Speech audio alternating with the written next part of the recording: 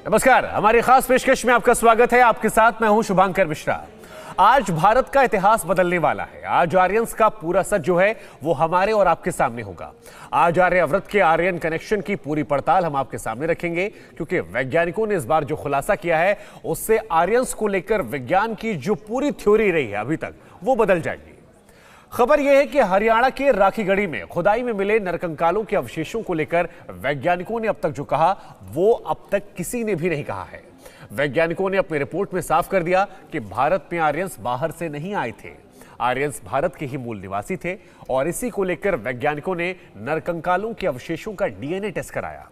DNA test की report प्राचीन Aryans की डीएनए रिपोर्ट से मेल नहीं खाती है, यानी कि जो बात अब निकल कर आ रही है वो बहुत बड़ी बात है।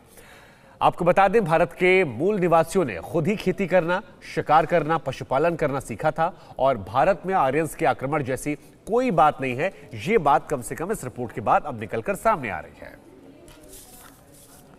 तो आज आर्यंस का पूरा सच जो है वो आपके सामने होगा। लगातार आप बने रहिए, क्योंकि जो रिपोर्ट निकल कर आई है अध्ययन के बाद राखीगढ़ी से, उसके बाद अब कई महत्वपूर्ण बातें निकली हैं और ये महत्वपूर्ण बातें अब तक जो आर्यंस को लेकर थ्योरी थी, विज्ञान की जो थ्योरी थी, वो बदल देगी। तो हम आपको बता दें कि भारत के मूल निवासी थे आर्य, ये बड़ी बात है। ग्राफिक्स जरिए आपको समझाते हैं क्या बड़ी बातें आई हैं। दरअसल राखीगढ़ी के 4500 साल पुराने कंकालों की डीएनए रिपोर्ट जो है वो सामने आई है। इस रिपोर्ट में भारत में आर्यों के बाहर से आकर बसने पर सवाल उठे थे। कंकाल की डीएनए रिपोर्ट में आपको बता दें प्राचीन आर्यों के प्रमाण नहीं मिले। रिपोर्ट में खुलासा हुआ कि भारत में आर्य बाहर से आकर नहीं बसे थे। शिकार करना, खेती, पशुपालन भारत के मूल निवासियों ने सीखा था। हरियाणा के राखीगढ़ी से निकाले गए कंकालों पर अध्ययन के बाद यह खुलासा हुआ है। राखीगढ़ी से मिले कंकाल में R1 जीन के कोई निशान नहीं मिले हैं। आपको बता दें R1 जीन जो है उसे प्राचीन आर्यंस का जीन माना जाता है। पुणे के डॉक्टर वसंत शिंदे और उनकी टीम ने 3 साल तक लगातार रिसर्च की और 3 साल के रिसर्च के बाद आर्यों को भारत का मूल निवासी बताया। तो आर्यंस पर यह बहुत बड़ा खुलासा जो है, भारत के मूल निवासी थे आर्य, यहां से यह निकल कर आ रही है बात। और आज हम आपको बता दें कि आर्यंस पर बहुत बड़ा खुलासा हम करने वाले हैं। कुछ और जानकारियां भी हैं जो हम आपको ग्राफिक्स जरिए देते हैं। दरअसल आर्यंस पर बड़ा खुलासा हुआ है। खुलासा यह है कि 2015 में वैज्ञानिकों ने हरियाणा के राखीगढ़ी में खुदाई शुरू की थी। अब राखीगढ़ी के आसपास जो 300 एकड़ का इलाका है वहां पर यह खुदाई चली। राखीगढ़ी को सिंधु घाटी सभ्यता का एक बहुत बड़ा केंद्र माना जाता है।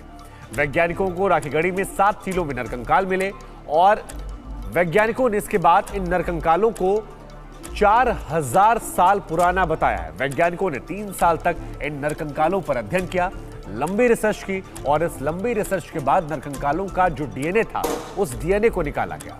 कंकालों का जो डीएनए था उसमें प्राचीन आर्यन यानी R1 के कोई सबूत नहीं मिले हैं। वैज्ञानिकों की माने तो प्राचीन भारतीय जो थे वो बाहर से नहीं आए थे, बल्कि वो भारत के ही मूल निवासी थे और इन्होंने ही खेती से लेकर पशुपालन और शिकार करना खुद सीखा था। तो 2015 में वैज्ञानिकों ने जो ये रिपोर्ट निकाली थी, जिस रिपोर्ट पर अध्ययन किया, 3 साल तक लगातार ये अध्ययन हुआ। उस अध्ययन के बाद अब बहुत बड़ी बात आ गई है जिस R1 का जिक्र हो रहा है। अब हम आपको बताते हैं ग्राफिक्स जरिए कि दरअसल जो ये रिपोर्ट है, इस रिपोर्ट के मायने क्या हैं। तो रिपोर्ट के मायने ये कहते हैं कि इतिहासकारों को इतिहास बदलना पड़ेगा। दरअसल उसका नजरिया अलग होगा। भारत पर आर्यों के आक्रमण जैसी कोई बात नहीं होगी। अफगानिस्तान से लेकर अंडमान तक सभी का एक ही जीन है, ये बात जो है अब स्पष्ट हो जाएगी। 10 से लेकर 12,000 साल तक इसका यह मतलब है कि एशिया का एक ही जीन रहा है, अलग अलग जीन नहीं रहे हैं। भारत में विदेशियों के आने की वजह से हमारे जीन में मिक्सिंग जो थी वो होती रही। वहीं आपको बता दें, हड़प्पा सभ्यता के बाद आर्यन बाहर से आए होते तो संस्कृति साथ ले आते, ये बात भी सामने हो जाएगी। लेकिन जो सबसे बड़ी बात है वो ये कि भारत पर जो आर्यों के आक्रमण की बात होती है वो थ्योरी जो है वो गलत हो जाएगी। अफगानिस्तान से लेकर अंडमान तक सबका एक जीन है, ये भी क्लियर हो गया। 10 से 12,000 साल तक एशिया में एक ही जीन था, ये भी बात यहां पर आ गई। विदेशियों के आने की वजह से मिक्सिंग होती है और उसके बाद जो नई नस्ल आई है वो शायद मिक्सिंग की वजह से है, लेकिन भारत में खेती पशुपालन करने वाले जो लोग थे, जो मूल लोग थे, वो भारत के थे, ये स्पष्ट हो गया। अब आपके जहन में जिन लोगों को नहीं पता कि आर्यन थे कौन, उन्हें बता दें। दरअसल आर्यों पर पूरी दुनिया जो है उसमें अलग अलग मत है। कोई ऐसा है जो आर्यों को सेंट्रल एशिया का मानता है, कोई साइबेरिया का, कोई मंगोलिया का, लेकिन यह कहा जाता है कि भारत में बाहर से आक्रमण करने वाले जो लोग थे वो आर्य थे, जो गलत साबित हो गया। जैन, बुद्ध, हिंदू ग्रंथों के मुताबिक आर्य कोई जाति नहीं बल्कि एक विशेषण था। आर्य शब्द का इस्तेमाल जो था वो सभ्य, सज्जन या साधु लोगों के लिए किया जाता था। आर्य किसी जाति नहीं बल्कि खास विचारधारा को मानने वाले का समूह था। मान्यताओं के मुताबिक आर्यों के काले, गोरे और गेहुए रंग के होते थे। अब नई डीएनए रिपोर्ट ये कहती है आर्य और द्रविड़ जो थे ये दोनों एक ही थे, यानी ये भी एक बहुत बड़ी बात आ गई, क्योंकि आर्यों और द्रविड़ों को लेकर भी कई सारी चर्चाएं होती थी। लेकिन अब यहां पर जो ये नई रिपोर्ट आई है ये भी कहेगी कि आर्य और द्रविड़ दोनों एक ही थे। और क्योंकि राखी गढ़ी से ही ये रिपोर्ट जो है ये पूरी निकाली गई, राखी गढ़ी में ही उसका अध्ययन किया गया, नरकंकालों का 3 साल का वक्त लिया, तो राखी गढ़ी सीधे रुख करते हैं। हमारी संवाददाता सुप्रिया भारद्वाज जो है वो इस वक्त राखी गढ़ी में मौजूद है। सुप्रिया, हम आपके पास आएंगे। अब जो रिपोर्ट आई है सुप्रिया, वो इतिहासकारों को, इतिहास को एक नए नजरिए से देखने पर मजबूर करेगी, क्योंकि जो सैंपल निकल कर आए हैं वो ये कहते हैं कि सब कुछ हमारा ही था, आर्यन बाहर से नहीं आए थे। क्या कुछ वहां पर आप देख रहे हैं जी, और इस रिपोर्ट में क्या कुछ खास है, हम चाहते हैं आप भी दर्शकों को बताएं, क्योंकि आप ग्राउंड जीरो पर हैं। शुभांकर, आज का दिन बहुत ही खास है, क्योंकि आज सिर्फ और सिर्फ हिंदुस्तान नहीं, पूरे विश्व की जो नजरें हैं वो राखी गढ़ी पे है, जहां पर हम इस समय हैं।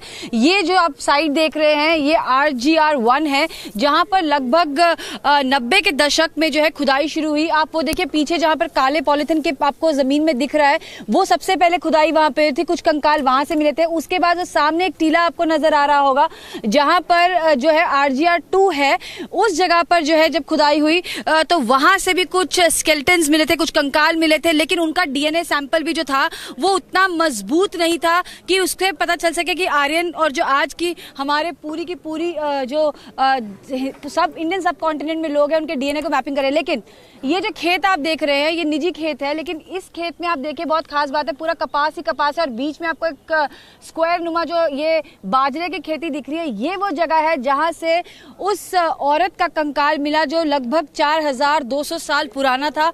और इस कंकाल की सबसे बड़ी खास बात यह थी कि इसका जो डीएनए था सैंपल वो बहुत स्ट्रांग था, और इसने साफ कह दिया है इस कि जो ये जो डीएनए निकल के आया है कि क्या अफगानिस्तान, क्या बांग्लादेश और क्या जो है अंडमान निकोबार के द्वीप समूह तक के जितने लोग रहते हैं उन सब का जो बेसिक डीएनए है, जो बेसिक स्ट्रक्चरिंग है वो सेम है। यानी कि पूरा का पूरा इंडियन सब कॉन्टिनेंट में जो लोग पाए जाते हैं वो आर्यमन यानी कि जो पुराने आर्यों का डीएनए है उससे नहीं था। आर्य आक्रमण जैसी कोई चीज नहीं हुई थी, यहीं के मूल निवासी थे, यहीं पर जो है वो लोग खेती बाड़ी करते थे। उन्होंने ही जो हेड हंटर्स कहा जाता है, उन्होंने ही जो है वो पूरी की पूरी एक सभ्यता को जो है खड़ा किया, जिसका नाम रखा गया था हड़प्पा सिविलाइजेशन। आप यहाँ देखिए अवशेष भी आपको मिल जाते हैं, ये टेराकोटा बैंगल्स है, हम सबने स्कूल में भी पढ़ा है, अगर कहीं जाते हैं तो दिखाते हैं कि इस तरह के टेराकोटा बैंगल्स इस पूरी साइट के ऊपर जो है वो आपको बिखरे हुए मिलते हैं। ये देखिए इस तरह की पॉटरी भी मिल रही है, यहाँ के लोग जो है वो बताते हैं खास तौर पर कि ये अलग अलग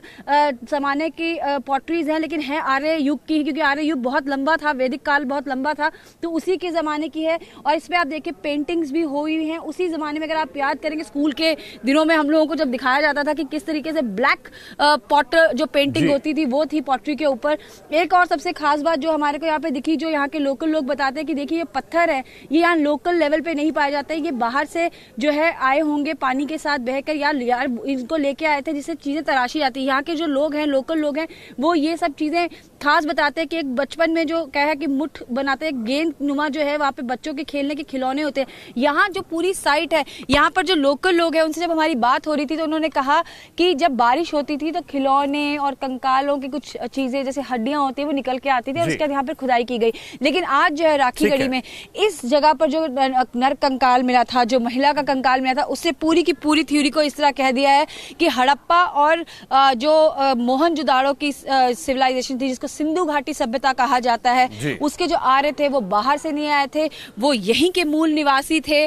और यहीं से यानी कि जो राखी गढ़ी, सबसे बड़ी बात क्या है, राखी गढ़ी जो था वो कैपिटल था उस जमाने का। जब आप यहाँ पर आर्कियोलॉजिकल सर्वे ऑफ इंडिया के लोगों से बात करते हैं तो वो कहते हैं कि पूरा जो इलाका है यानी कि राखी गढ़ी जो हिसार में है, उसके साथ में रोहतक जो दिल्ली के आसपास का इलाका है, ये उस जमाने का जो है कहा जाए तो ये हड़प्पन इंडियन सिविलाइजेशन का सबसे महत्वपूर्ण स्थान है। बिल्कुल, बिल्कुल, लगभग 40 विश्व की जो यूनिवर्सिटीज हैं उसके लगभग 90 के आसपास के जो प्रोफेसर हैं उन सब ने यहाँ पर जो है रिसर्च करी है और सबसे ज्यादा रिसर्च जो है डीएनए सैंपलिंग पे करी है। सुप्रिया, हम आपके पास लौटेंगे। एक तस्वीर हम और भी दर्शकों को दिखा रहे हैं क्योंकि आज आर्यन का सच जो है वो सामने आएगा। अब से थोड़ी देर बाद प्रेस कॉन्फ्रेंस होगी।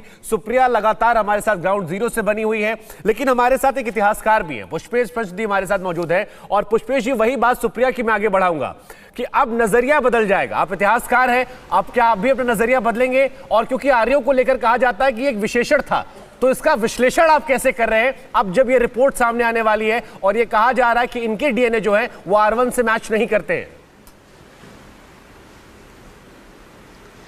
देखिए, मुझे लगता है कि इतिहासकार या इतिहास का विद्यार्थी जो भी होता है वो इतना मूर्ख नहीं होता है कि किसी क्रांतिकारी चमत्कारी आविष्कार या खोज पर अपना पूरा नज़रिया बदल दे।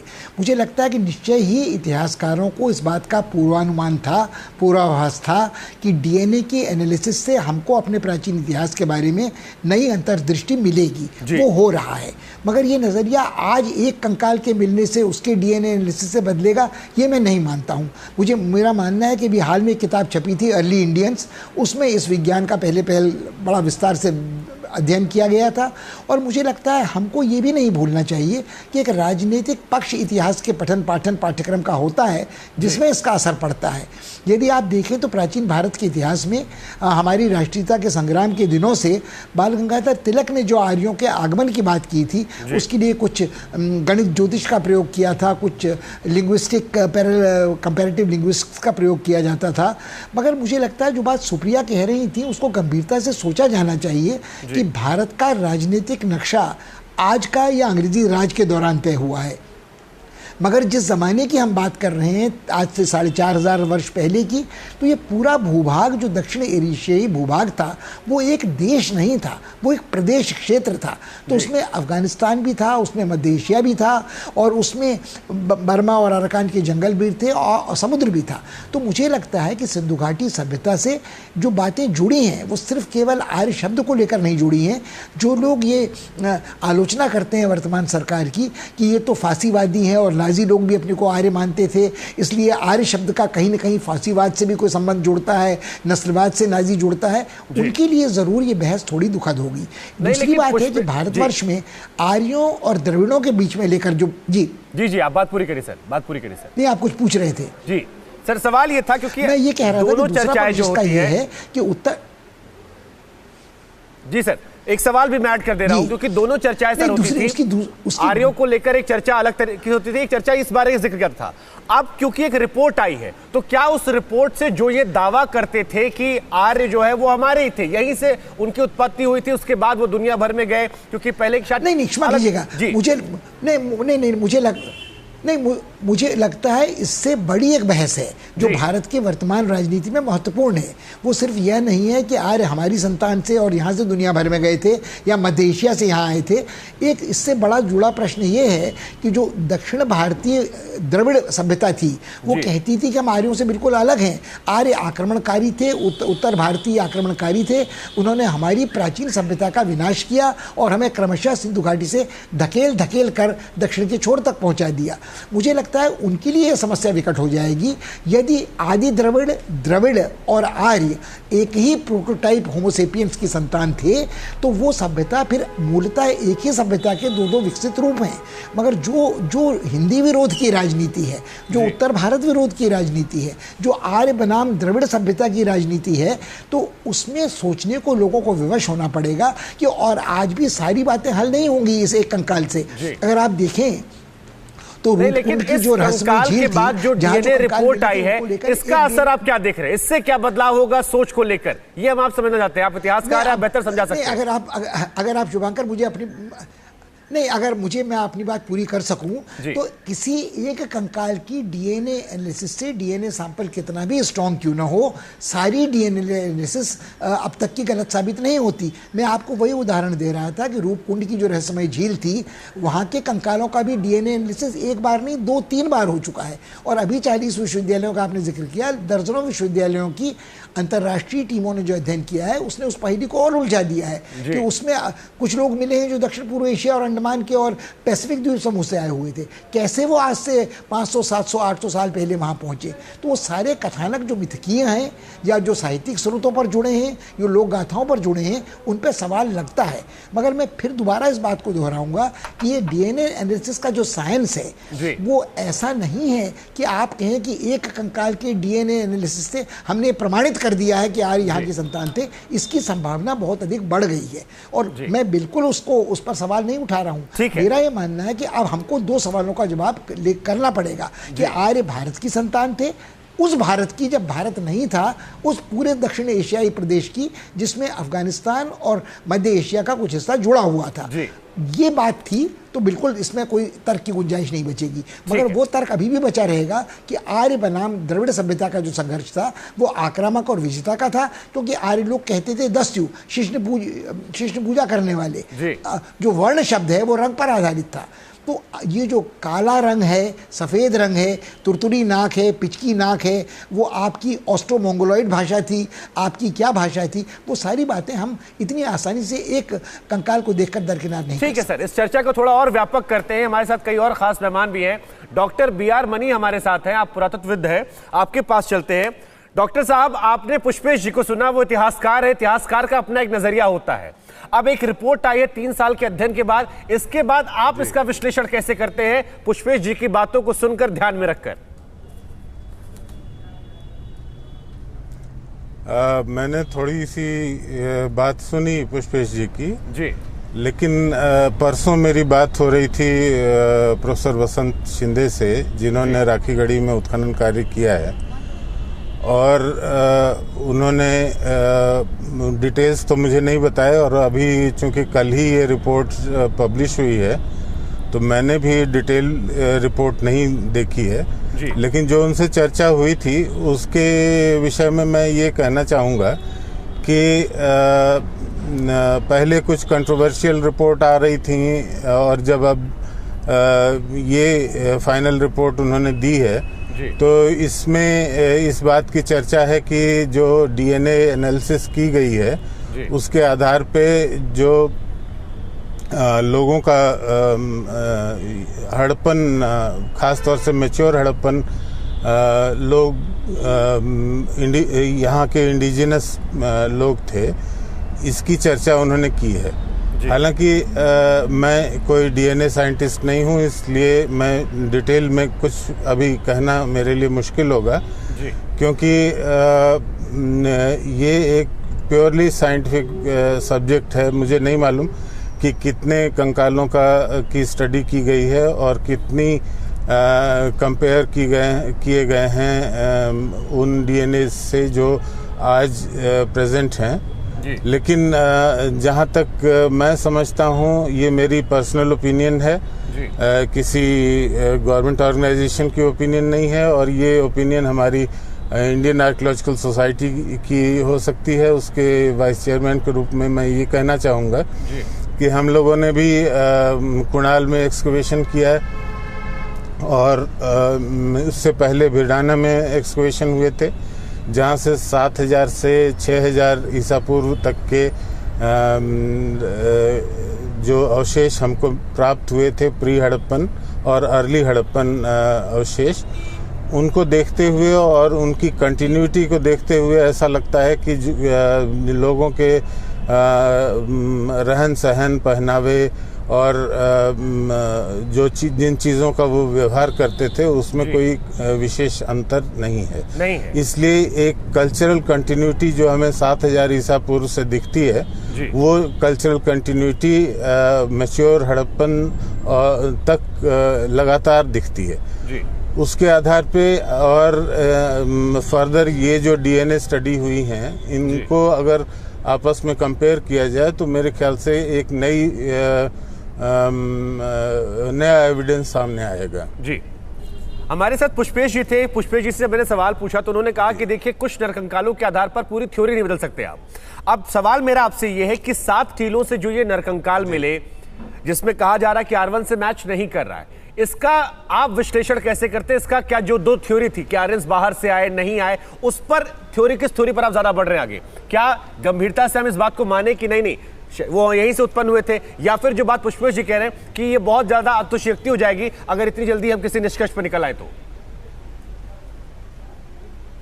जी डॉक्टर साहब। हाँ, किसी भी निष्कर्ष पे तुरंत पहुंचना उचित नहीं होगा, इसलिए हमें मेरे ख्याल से अभी और रिसर्च की ज़रूरत होगी, क्योंकि चूंकि मैंने अभी ये रिपोर्ट नहीं पढ़ी है, मुझे अंदाज नहीं है कि इसमें कितने डीएनए सैंपल्स की स्टडी की गई है जी। लेकिन जहाँ तक जो कल्चरल कंटिन्यूटी की बात है वो तो स्पष्ट है, 7000 ईसा पूर्व से लेकर आगे तक चलती रही है।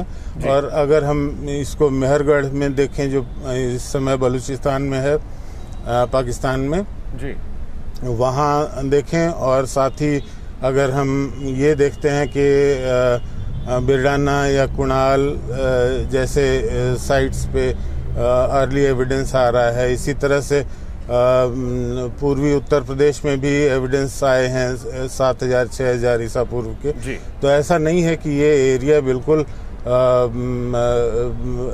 अनइनहैबिटेड थी या यहाँ खेती बाड़ी नहीं हो रही थी। ये पूरी एरिया एक कल्चरल कॉम्प्लेक्स के अंदर थी, जिसमें इंडस सरस्वती एरिया से गंगा वैली का इंटरेक्शन हो रहा था, और इसी इंटरेक्शन को आगे बढ़ाते हुए जो हमें चैल्कोलिथिक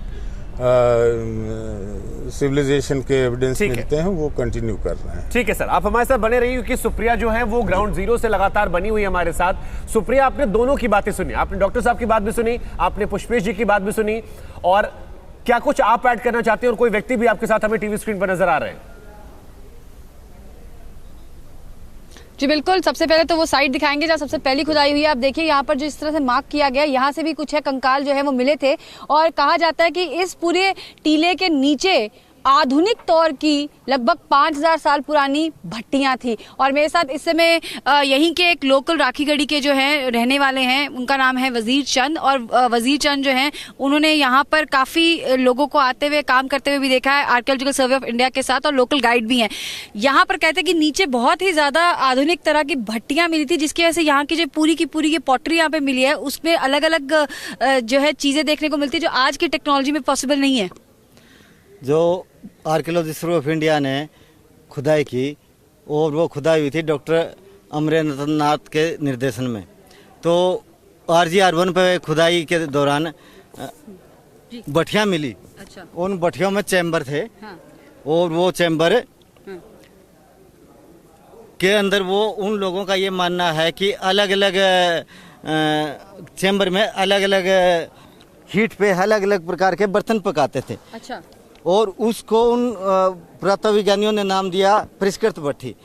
परिष्कृत भट्टी पहली बार यहाँ राखीगढ़ी में मिली है, और इसीलिए जो बर्तन हैं उनकी मेटल जैसी साउंड है, और वो अलग चैम्बर में अलग पोटरी रखते थे, छोटे बड़े, और उसी हिसाब से उसको चुनते थे, और उसी हिसाब से उसको हीट मिलती थी, और उस हीट से उनकी साउंड जो है ना, उनकी बनावट पकावट जो है ना, मेटल जैसी साउंड में इतनी अच्छी पक जाते थे, बहुत बेहतरीन, जो आज यहाँ पर एक जो सबसे इंटरेस्टिंग चीज़ है वो ये है कि यहाँ के जब हम लोगों से पूछते हैं कि आप कैसे बताते हो कि ये जो पत्थर यहाँ पर हैं, ये जो पॉटरी दिख रही है आपको, ये हड़प्पा ज़माने की है या आज के ज़माने की है, तो वो ये कहते हैं कि जब आप इनको पत्थरों को, आज के ज़माने के पत्थर को फेंकेंगे तो आवाज़ अलग आएगी, और जब आप दूसरे पुराने ज़माने के पत्थरों को फेंकेंगे तो उसकी आवाज़ जो है मेटल जैसी आएगी। तो इस तरह से उन्होंने कहा कि अलग अलग तरीके की जो आवाज़ें, ध्वनियाँ आती हैं, उससे भी पता चलता है। और यहाँ पर जो है एक म्यूजियम भी अब बन रहा है, जो सुनने में हमारे को आया है। इसके साथ साथ एक चीज़ बताइए, बहुत अनोखी बात है, एक ये माउंट है, एक पीछे माउंट है, और तीसरा यहाँ पर जब खुदाई हुई तो कंकाल मिला था। इसके अलावा भी जो है कहा जाता है कि बहुत ही एक पुरातत्व के हिसाब से बहुत ही इम्पोर्टेंट है राखीगढ़ी। शहर का शहर दबा हुआ है इसके नीचे, हड़प्पन सिविलाइजेशन का, सिंधु घाटी से। खुदाई के अंदर जो पूर्व से पश्चिम, उत्तर से दक्षिण समांतर परिमाप की गलियां बनाई, तो पुरातत्व विज्ञानियों का जिन्होंने खुदाई की है उनका मानना है कि वो पहले नक्शा बनाते थे और फिर शहर बसाते थे। पहले नक्शे के हिसाब से, और नक्शा कैसे बनाया उन लोगों ने, पूर्व से पश्चिम और उत्तर से दक्षिण समांतर परिमाप की गलियां, ऐसी बेहतरीन गलियां आज जो है असंभव है। तो इसीलिए तो हम वेदास में पढ़ते हैं ना, भाई रावण के समय में हवा जो है गलियों साफ कर देती थी। जब हड़प्पा काल में राखीगढ़ी में इस पैटर्न की हवा के समांतर गलियां मिली हैं तो ये बात तो संभव है।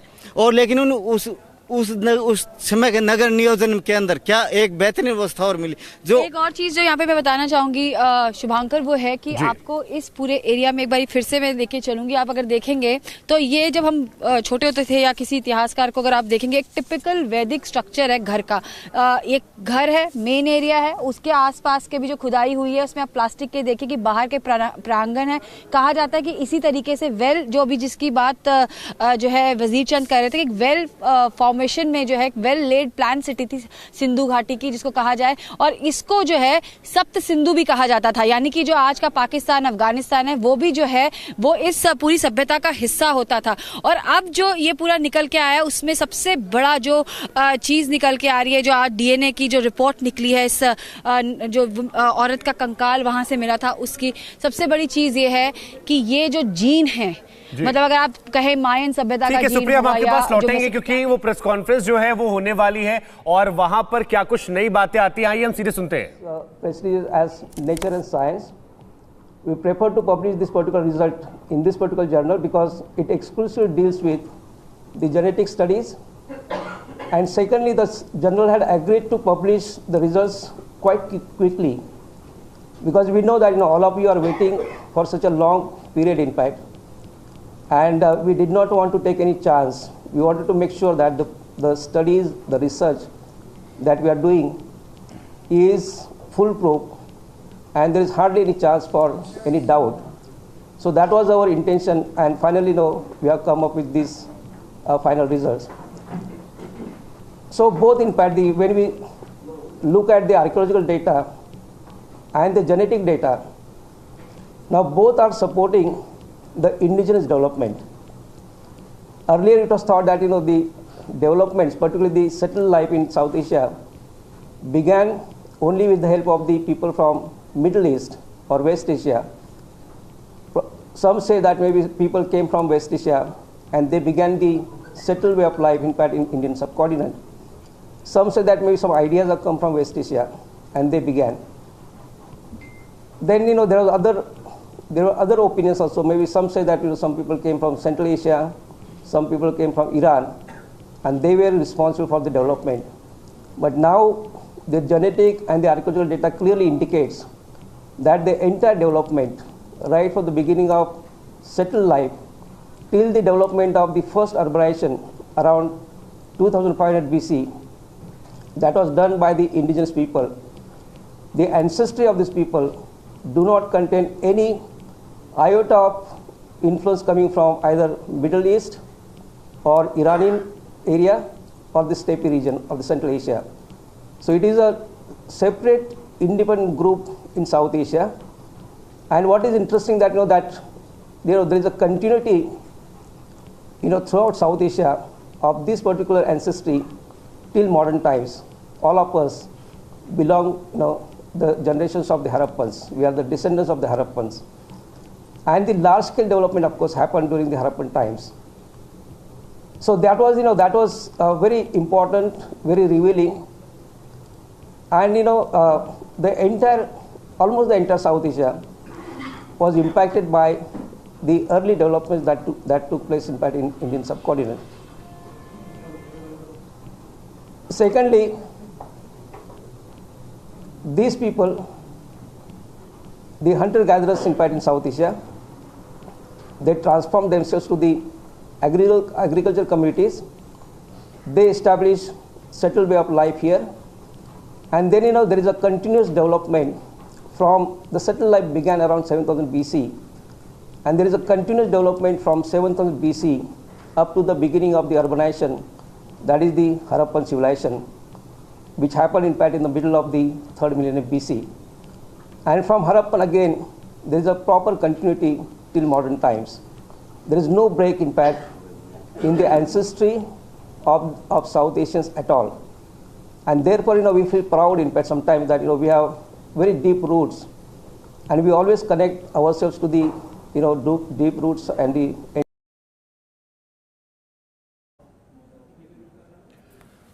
तो ये प्रेस कॉन्फ्रेंस आप सुन रहे थे, जिसमें बड़ी बात जो कही गई वो ये कि हमारी सभ्यता जो है उसकी साखें बहुत ज्यादा पुरानी है और ये एक सेपरेट इंडिपेंडेंट ग्रुप था। जो हमारे जीन्स, हमारे डीएनए के बारे में इस प्रेस कॉन्फ्रेंस में बातें कही जा रही थी और ये बताया गया कई सारी प्रमुख बातें। इस रिपोर्ट के आधार पर जो राखी गढ़ी से नरकंकाल निकाले गए उसके अध्ययन के बाद ये बातें कही जा रही थी।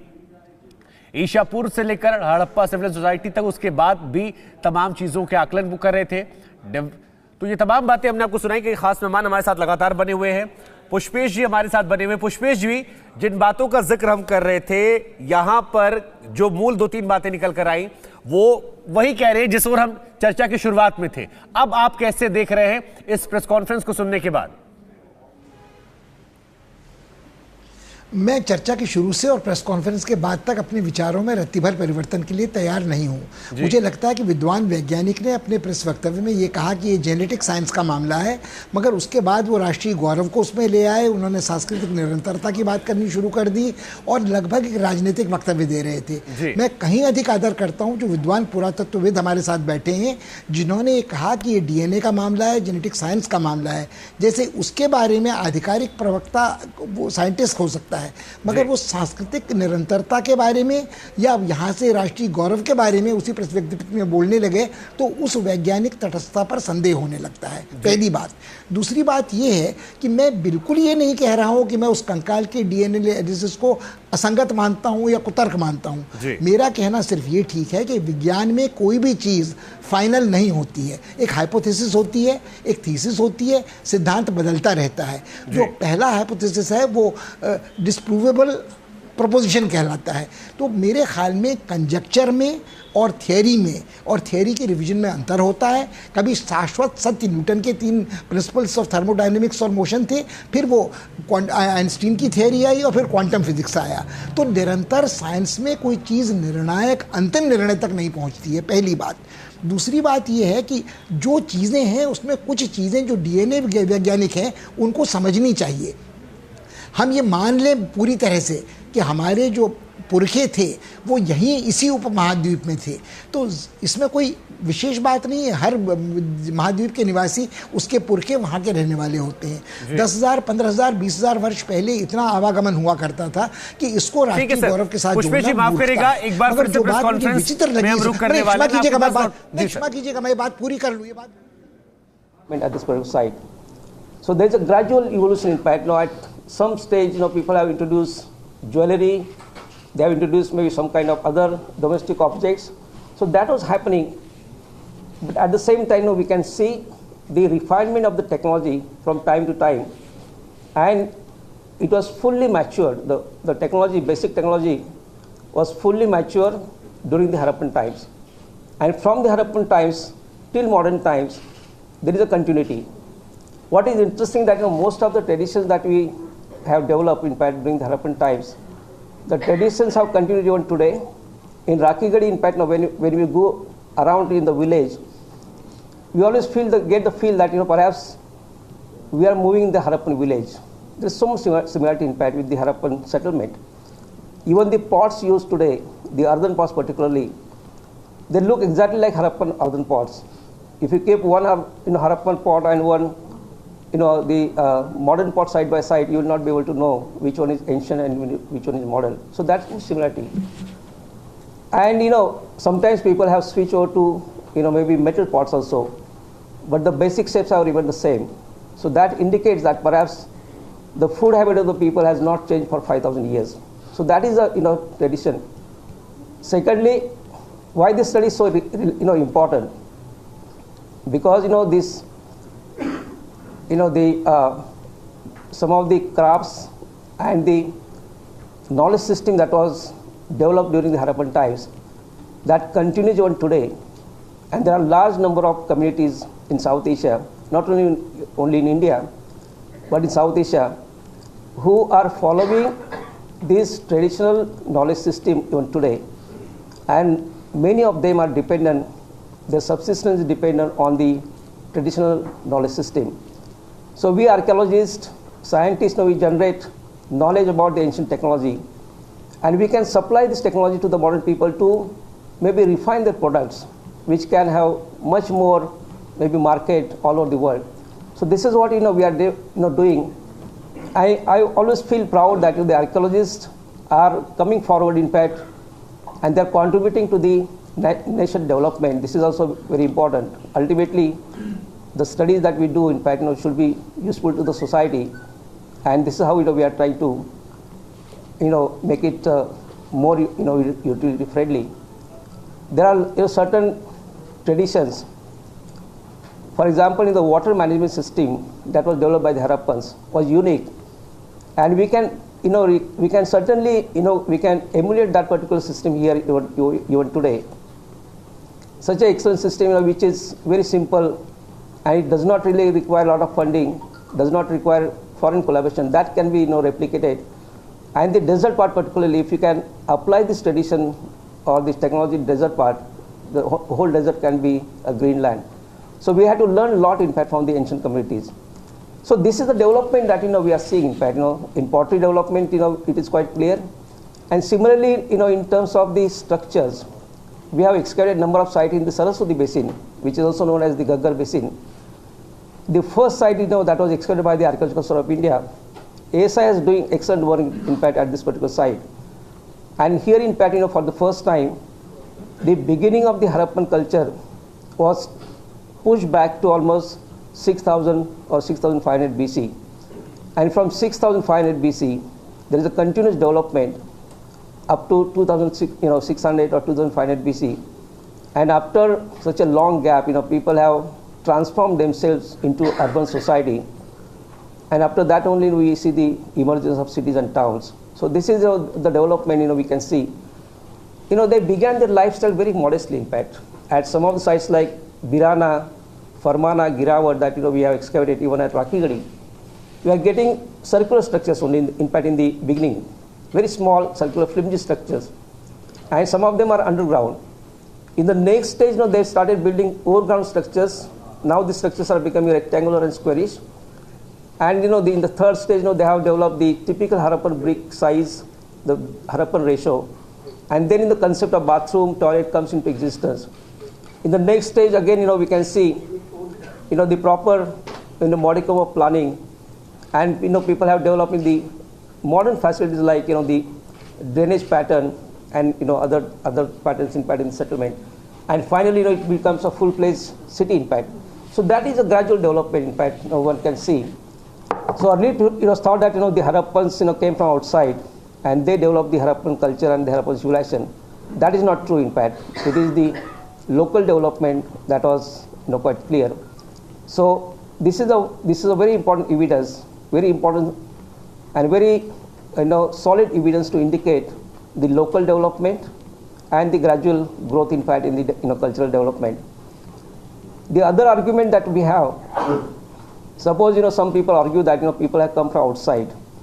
Suppose they had come from outside, then certainly they could have come with their material tradition, in fact, here, which is not there, in fact. No, at any stage, we do not find that particular induction of the foreign elements, in fact, in Indian subcontinent. That is not there. What we are getting is the local development right from the beginning of settled life. So that is very important. And people don't forget, in fact, if they come from outside, they will come with their own cultural traditions. Like today, when Indians settle in America, they always maintain their cultural tradition there. So that is a human tendency. So that could have happened, in fact. We do not find that. Then, of course, there is always mention about the migration, in fact, or the invasion, Aryan invasion, for example. But what is the evidence, in fact? We do not have any evidence except the linguistic. It is based on linguistic ground. But, we have no evidence, in fact, to talk about the language of the people, of the early people, and, what was the script of the early people. We do not know. So language cannot be used only for understanding the movement of the people or the migration of the people. what we are getting independent is the movement of the people. जिसमें आर्यन के अस्तित्व को लेकर press conference थी और एक बड़ी बात जो यहां से निकल कर आई उसमें यह कहा गया कि no foreign element was involve, local development यहां पर देखने को मिली। पुष्पेश जी, आप अपनी बात कर रहे थे, माफ करेगा, उस वक्त प्रेस कॉन्फ्रेंस में जाना था, आप अपनी बात को ही पूरा करिए। और साथ ही जो ये पॉइंट इसमें ऐड किया गया है कि नो फॉरेन इन्वॉल्वमेंट और लोकल डेवलपमेंट का जिक्र किया गया है, इसको भी आप कैसे देख रहे हैं जब नेशनल डेवलपमेंट की बात भी यहां पर कही जा रही है? अब देखिए, मुझे लगता है, मुझे बात बहुत हास्यास्पद लगती है। कोई वैज्ञानिक जो डीएनए एनालिसिस के आधार पर एक प्रेस कॉन्फ्रेंस दे रहा है, उसमें वो अनधिकार ऐसी चीज़ों में विशेषज्ञता के फरमान फतवे सुनाता है जिसका कोई सीधा संबंध डीएनए एनालिसिस से नहीं है। इस बारे में कोई दो राय नहीं है। जो हमारे साथ विद्वान पैनल पर बैठे हैं पुरातत्वविद, वो ये बात स्वीकार कर चुके हैं और मैं 100% उनसे सहमत हूँ कि भारतीय सभ्यता की निरंतरता प्रमाणित करने की रोज़ रोज़ ज़रूरत नहीं है। हड़प्पा, सिंधु घाटी, सरस्वती की जो सभ्यता थी, उसी के विस्तार विकास को हम देखते आए हैं पिछले 6000 वर्षों से। अब रहा झगड़ा आर्य और द्रविड़ों का, तो उसमें डीएनए एनालिसिस निश्चित रूप से एक प्रामाणिक हस्तक्षेप कर सकती है।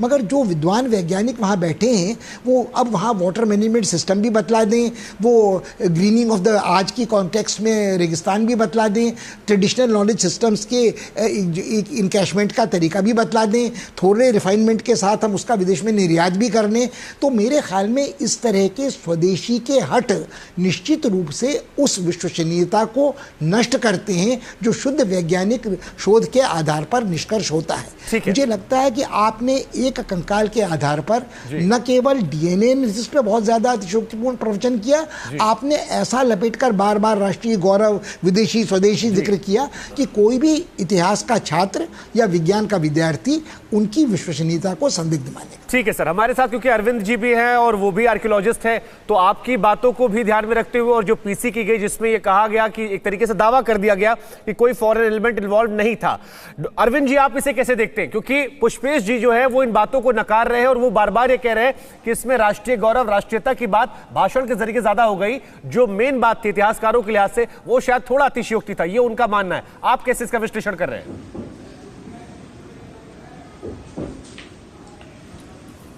देखिए, अगर वो कंकाल जिसके आधार पर डीएनए के आधार पर वो बोल रहे हैं जी, वो तो और पुष्टि देगा जी,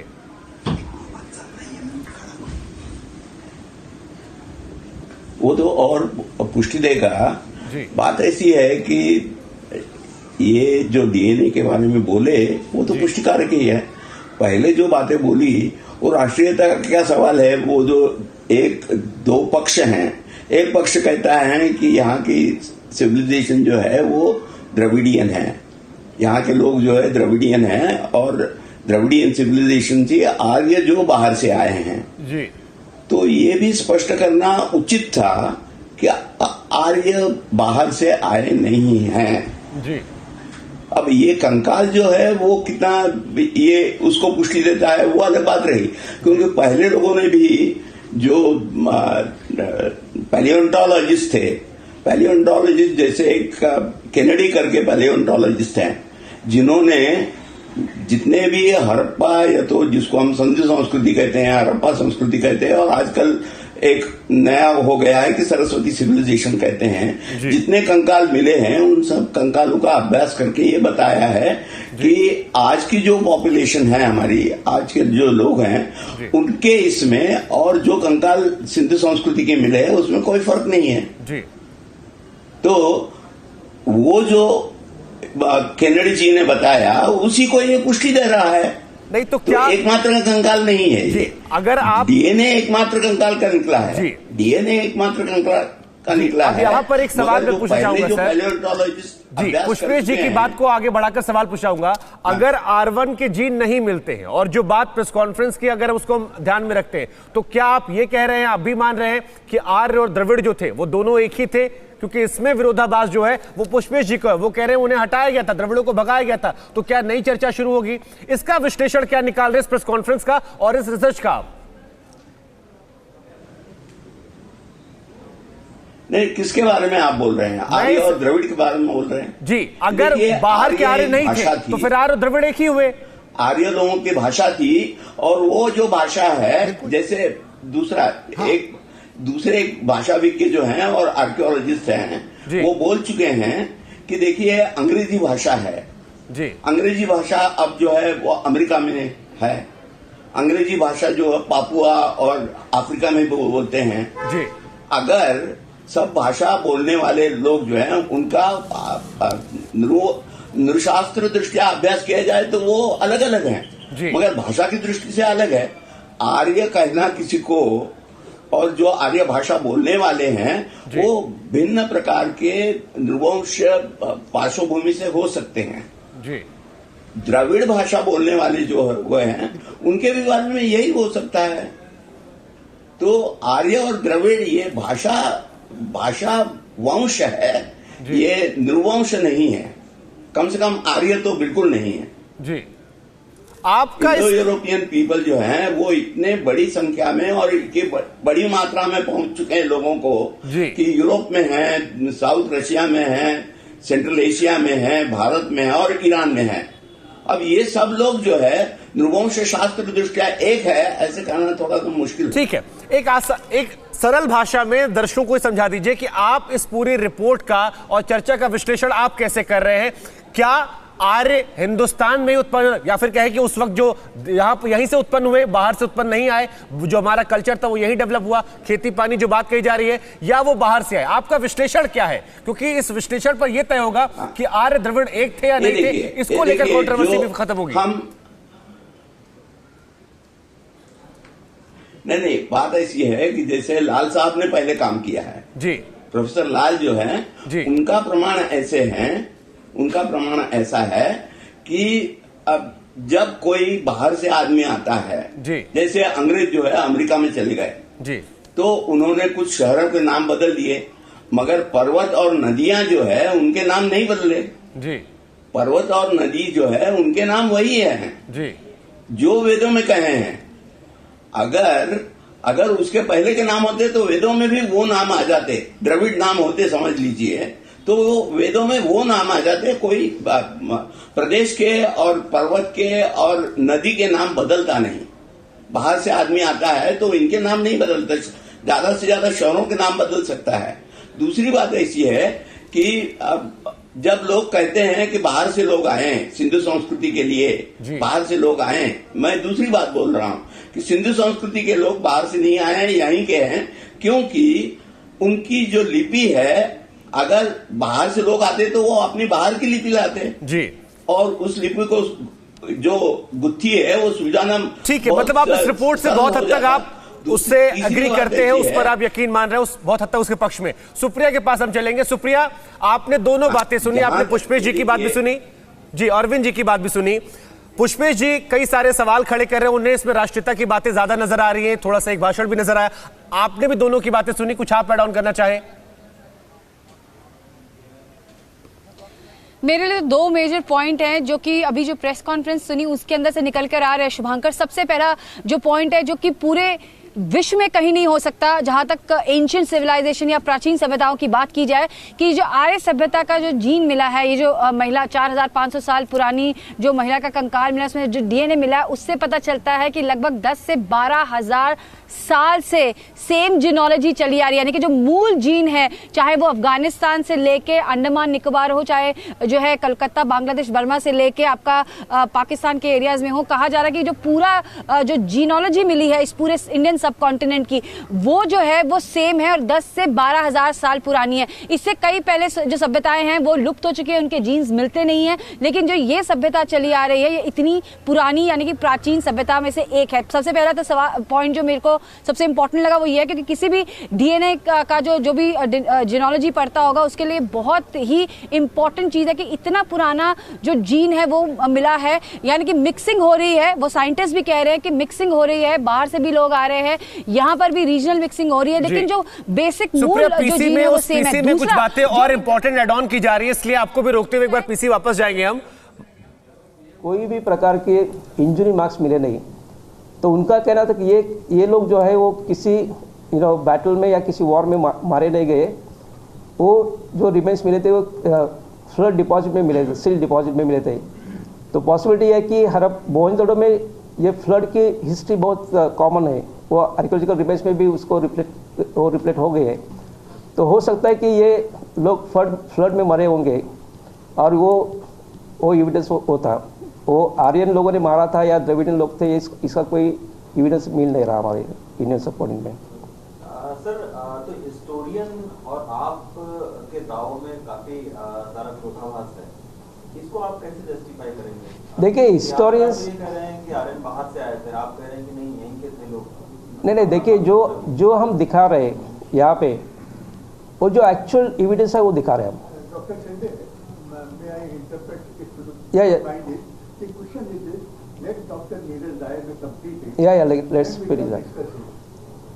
No, but let me also ये I think that will be a better thing. नहीं, ये भी मैं बताना चाहूँगा कि हिस्टोरियंस है सिर्फ जो हिस्टोरिकल डॉक्यूमेंट्स के ऊपर डिपेंड रहते हैं, जो रिटर्न रिकॉर्ड्स है, उन्होंने अगर आर्कियोलॉजिकल रिकॉर्ड्स क्या है वो देखते थे और उसको सिंथेसाइज करते तो शायद वो उनका जो कंक्लूजन था कुछ और होता था शायद।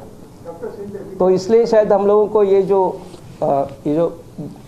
विरोधाभास जो मिल रहा है उसी की वजह से मिला है। लेकिन हम जो बोल रहे हैं अभी, वो जो डेटा हम लोगों ने जनरेट किया है, उसको साइंटिफिक एनालिसिस किया है और वो हम दुनिया के सामने उसको रख रहे हैं, वो बहुत इम्पोर्टेंट है। अभी thank you professor Shinde. So I'll start explaining about these results. I'll take some 5-6 minutes. So I'll start with the diversity. So you know that in this hall there are about 100 people, and if you see the genetic diversity of all these people, so that genetic diversity will be more than Europe, North America and South America. So we have multi-layered mixing events that happen, and we have great degree of diversity within our continent, like all this South Asia. In this Rakhi Gadi project, we were very careful about our findings, and we have screened about 120 samples, and we have prepared more than 1,000 libraries of one sample, and we have plugged all the data, and we have ended up with 250, 100, and 60 markers. But few markers were showing some kind of contaminations or very little contamination, and we have tried to avoid those kind of contaminations. And कल कराई हैं, और इन बातों को मैं पुष्पेश जी के पास ले जाना पसंद करूंगा। पुष्पेश जी, यहां पर एक बड़ी टिप्पणी की गई कि जो ये कंकाल मिले हैं इनमें किसी प्रकार के चोट के कोई निशान नहीं है, यानी वो अपनी थ्योरी में दावा कर रहे थे कि जो थ्योरी दी जाती है कि उन पर आक्रमण किया गया वो गलत है, शायद ये फ्लड में मारे गए लोग होंगे, जो भी उनकी थ्योरी आई है, और इसी आधार पर वो बार-बार कह रहे हैं कि ये जो थ्योरी वो दे रहे हैं कि यही क्या रहे थे, उस पर वो कह रहे हैं बल मिलता है, जोर मिलता है। सो रहा है नहीं, क्षमा कीजिएगा, ये डीएनए एनालिसिस कर रहे हैं कि पुरानी थ्योरीज को चुनौती देने में सब तरफ से लगे हुए हैं। मुझे लगता है, देखिए, मैं डीएनए एनालिसिस का पक्षधर हूँ। जब मैं पढ़ता था इतिहास तो नया नया कार्बन डेटिंग की शुरुआत हुई थी। मुझे लगता है कि इन सब बातों से कोई भी व्यक्ति असहमत नहीं हो सकता। जहाँ असहमति का प्रश्न उठता है, जहाँ कोई विशेषज्ञ अपने विशेष ज्ञान के क्षेत्र से बाहर जाकर दूसरों के ज्ञान के क्षेत्र में हस्तक्षेप करता है और वो भाषा शास्त्री भी बन जाता है, वो तुलनात्मक संस्कृति का अध्ययन भी कर लेता है, वो तत्कालीन टेक्नोलॉजी का एक्सपर्ट भी बन जाता है और वो वर्तमान राजनीति का पक्षधर होते हुए एक ऐसा निष्कर्ष निकालता है जिसमें उसकी वैज्ञानिक विश्वसनीयता नष्ट होती है।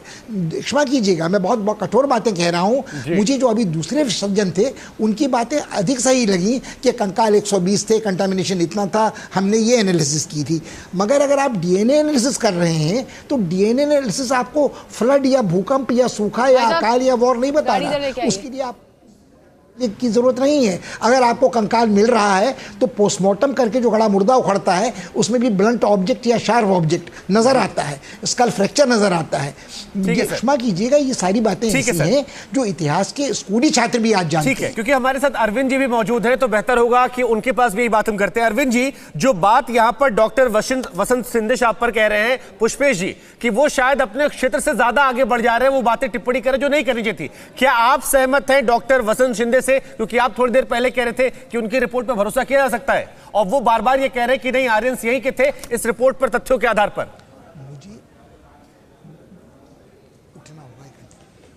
ये देखिए, आर्यंस यहीं के थे ऐसा कहने के बावजूद जो हमें सबसे पुरानी वहां की संस्कृति मिली है जी, वो संस्कृति के लोग जो है और आज के लोग जो है, इनके डीएनए में फर्क नहीं है जी, वही बोल रहे हैं ना जी। तो वो आर्यंस थे या नहीं, जैसे पुष्पेश जी भी बोलेंगे उसके बारे में कुछ, तो वो फिर बाहर चले जाएंगे। अगर हमें साइंटिफिक चीजें ही बोलनी है, अगर हमें साइंटिफिक चीजें बोलनी है तो हमें ये कहना होगा कि उनके इसमें और आज के इसमें फर्क होता है नहीं, और जो संस्कृति के कारक है वो आर्य है या नहीं वो तो अलग बात रही थी। जैसे केनेडी जी ने कहा, केनेडी जी ने सब कंकाल जो है देखे और उन्होंने कहा कि आज की जो पॉपुलेशन है और कंकाल जो मुझे दिखाई देते हैं उनमें साम्य है, उनमें कोई फर्क नहीं है। इससे उनका कंक्लूजन था कि कोई बाहर से नहीं आया है।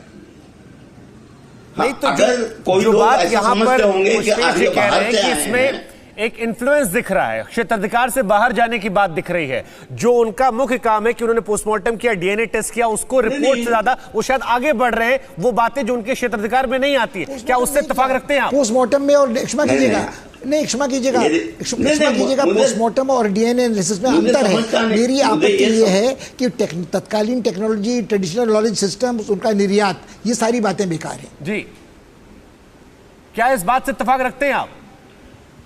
देखिए, नहीं, देखिए, जब आप ऐसे कंकाल जब उसका अनुसंधान करते हैं तो उसमें बस वही अनुसंधान करना है क्या?